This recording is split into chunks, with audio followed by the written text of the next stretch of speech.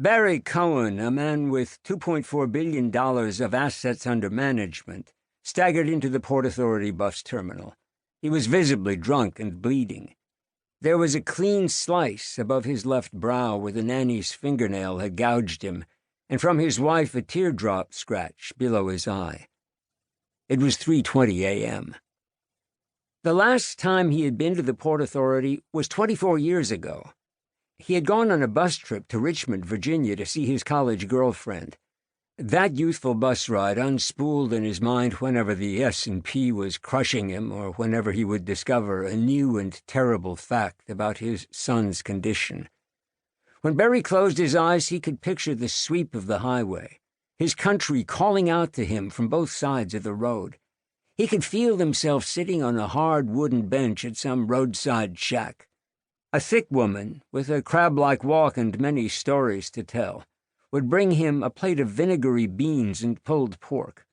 They would talk as equals about where their lives went wrong, and she would waive the price of the meal, and he would pay for it anyway. And she would say, "Thank you, Barry," because despite the vast difference in their assets under management, they would already be on a first-name basis. He stumbled over to the line of policemen and policewomen guarding the nighttime barricades meant to shepherd travelers from the streets to the gates. "Where are the buses?" he said. "I want to get out of here." To the cops, he looked like just another New Yorker, a bleeding man, roughed up, sweat-clumped nighttime hair, a Patagonia vest over his Vineyard Vines shirt with the single word, "City." He was tall and had a wide swimmer's build, his thick shoulders tapering to two feminine wrists, a liability at any point in history, but never more so than during the year 2016, at the start of the first summer of Trump. He was breathing heavily after having dragged the carry-on rollerboard from his apartment on Madison Square Park, a total of 20 blocks. The night was warm and windy, a perfect Manhattan, I don't want to die kind of night, and with each block he walked, he had felt more assured of what he was about to do to his marriage.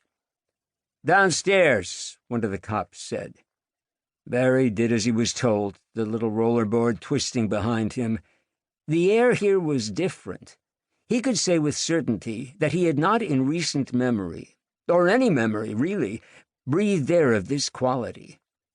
The easy way to describe it would be to say that it smelled like a foot. But whose foot? The man was not in the habit of smelling feet, except perhaps in the locker room at Equinox, where his own feet smelled of chlorine, because he swam. His wife's feet, he was sure, smelled of honeysuckle, like the rest of her. But he was not going to think of her now. There was a Greyhound counter, but its gate was shuttered, and there was no note about when it would open.